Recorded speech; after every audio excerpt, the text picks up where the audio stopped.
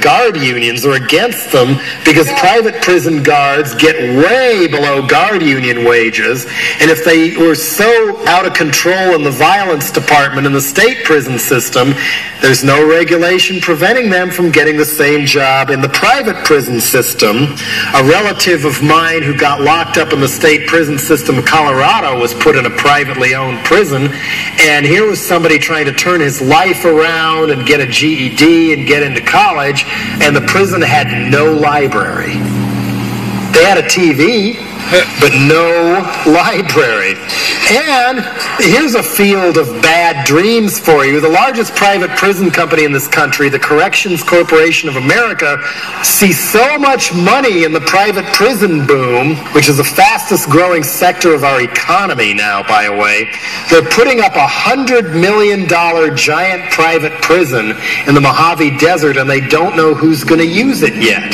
It's the field of bad dreams. Build it and the slaves will come, whether they want to be there or not. This also means that private prison corporations and the guards lobby have a direct financial motive for lobbying legislatures for more three-strikes laws, more drug war money, harsher and harsher sentencing, and even torture devices. The torture reports coming out of the California state prison system are absolutely horrifying at this point, especially in Pelican Bay up north near Crescent City, which is supposed to be where they house the most incorrigible and worst of the worst criminals.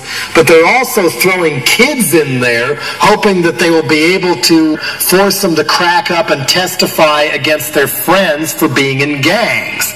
You know, it's used as a torture device, and one prisoner recently won a suit against Pelican Bay because guards threw him in a tub of scalding water and held him under.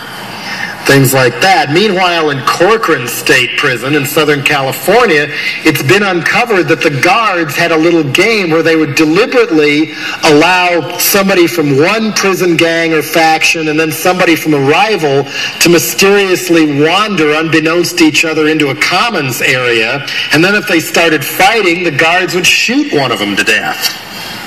And they're letting this go on in the state prisons.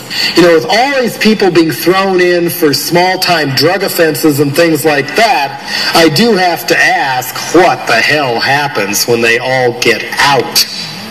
I mean, maybe that's why they're trying to pin more three-strikes offenses on them while they're inside jail, because there sure as hell ain't any real attempt at rehabilitation or education or anything like that. And thanks to the Clinton-Gingrich crime bill of a couple years ago, there is now no more money for legal services, which they're trying to abolish altogether. You know, federally enacted law providing lawyers for... Oh, damn. Oops. Technology failed us again.